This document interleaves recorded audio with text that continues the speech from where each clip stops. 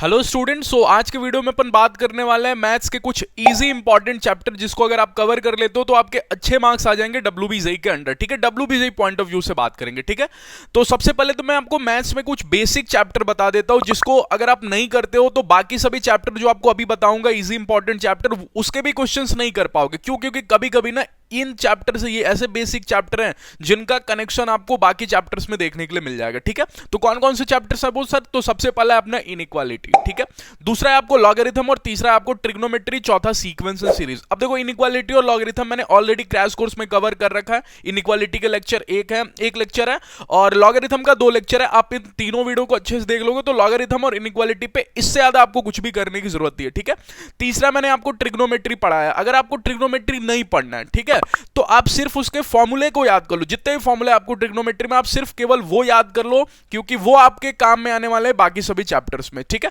और फोर्थ है आपको सीक्वेंस सीरीज। सीक्वेंस सीरीज आपको नहीं पढ़नी है अगर तो सिर्फ उसके फॉर्मूले याद कर लो, एपी के फॉर्मूले याद कर लो, सम ऑफ एपी, जीपी, ये सभी चीज सिर्फ फॉर्मूले याद कर लो इन चैप्टर्स के। ठीक है, ट्रिग्नोमेट्री और सीक्वेंस सीरीज के। अब बात कर लेते हैं 5 मोस्ट इजी इंपॉर्टेंट चैप्टर और जिनका आपको वेटेज भी डब्ल्यूबीजेई में है अच्छा खासा। ठीक है, तो नंबर 5 पे आपको straight line. Okay, straight line में अब देखो पूरी कोऑर्डिनेट ज्योमेट्री आपको पढ़ने की जरूरत नहीं है। अगर आपका पास टाइम कम है और आपको मैथ्स उतना अच्छे से समझ में नहीं आता, आप सोच रहे हो सर कुछ ऐसे चैप्टर्स बताओ जिनको अगर मैं कर लूं तो मेरा ठीक ठाक नंबर आ जाए मैथ्स में। ठीक है, तो स्ट्रेट लाइन आपको कर लेना है सबसे पहले। 5th नंबर पे मैं बात कर रहा हूं, मतलब इसमें भी मेरा जो लिस्ट है ना वो टफ टू इजी है। ठीक है, तो 5th नंबर पे स्ट्रेट लाइन है अपना। रिसेंटली अपन ने क्रैश कोर्स में कवर किया तो आप जाके मेरे वीडियोस देख सकते हो। और अपार्ट फ्रॉम दैट आपको 50 क्वेश्चन मिनिमम प्रैक्टिस कर लेनी है स्ट्रेट लाइन की। ठीक है, 4th नंबर पे आपका आ जाएगा मैट्रिक्स एंड डिटरमिनेंट, 12th का एक चैप्टर है।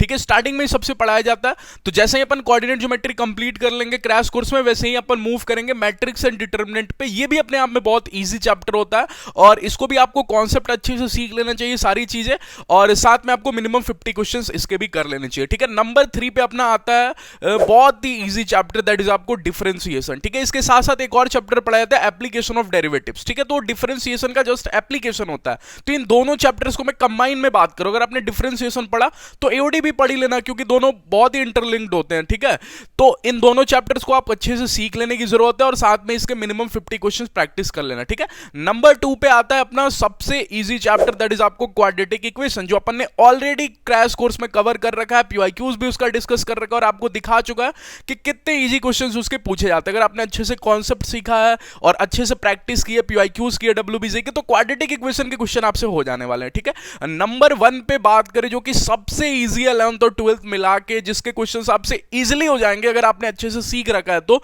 वो है आपको लिमिट, कंटिन्यूटी और डिफरेंशियबिलिटी। मैं बार बार अपने वीडियोस में बोलता हूं कि एलसीडी को बिल्कुल नहीं छोड़ना है, लिमिट, कंटिन्यूटी और डिफरेंशियबिलिटी को। ठीक है, एलसीडी मैंने ऑलरेडी पिछले लास्ट ईयर का जो क्रैश कोर्स था उसमें कवर कर रखा है, तो आप मेरे वो फॉलो कर सकते हो। नहीं तो मैं बहुत जल्द एलसीडी भी कवर करूंगा क्रैश कोर्स में। अगर आपके पास टाइम कम लग रहा है तो आप पिछले मेरे जो वीडियोस हैं एलसीडी के आप उससे पढ़ सकते हो। ठीक है, और नहीं तो इस बार भी मैं बहुत जल्द एलसीडी कवर करूंगा। तो ये 5 मोस्ट इजी इंपॉर्टेंट चैप्टर्स मैंने आपके सामने बता दिया, इसको आपको अच्छे से कर लेने की जरूरत है। क्रैश कोर्स जाके फॉलो करो, उसके वीडियोस देखो, आपको कॉन्सेप्ट अच्छे से सीख जाओगे, क्वेश्चन की प्रैक्टिस भी वहां पर अच्छे से हो जाएगी। और साथ में अपन पीवाईक्यूज भी डिस्कस कर रहे हैं, उसमें भी आपको लाइव ज्वाइन होकर पीवाईक्यूज भी डिस्कस करना चाहिए। ठीक है, चलिए मिलते हैं नेक्स्ट वीडियो में। और एक और इंपॉर्टेंट अपडेट मैं आप सभी लोगों से शेयर कर दूं। बहुत सारे स्टूडेंट को अभी भी कंफ्यूजन है कि सर कुछ सिलेबस जेईई मेंस से डिलीट हो गया, डब्ल्यूबीजेई से डिलीट हुआ है कि नहीं। तो मैं देखो एक बच्चे ने आज ही के रिसेंटली ये डाउट पूछा है कि सर डब्ल्यूबीजेई में कुछ सिलेबस डिलीट हुआ है कि नहीं।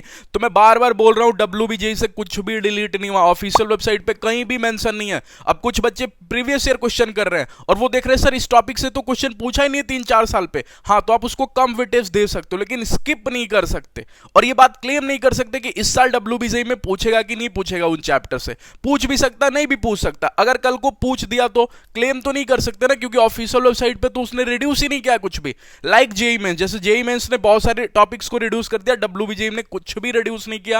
हाँ, अब वो बात अलग है कि आप चैप्टर वाइज वेटेज देखो, जिसका ज्यादा वेटेज है उसको ज्यादा इंपॉर्टेंस दो, वो अलग कहानी है। ठीक है, तो चलिए मिलते हैं नेक्स्ट वीडियो में। ऐसे ही अपन फिजिक्स और केमिस्ट्री के ऊपर भी जल्दी वीडियो लेकर आएंगे, तो पढ़ाई करते रहो। कोई भी डाउट हो तो नीचे कमेंट सेक्शन में पूछ लो और लाइक जरूर कर देना और अपने फ्रेंड्स के साथ शेयर कर देना। Okay, keep watching, thank you all of you.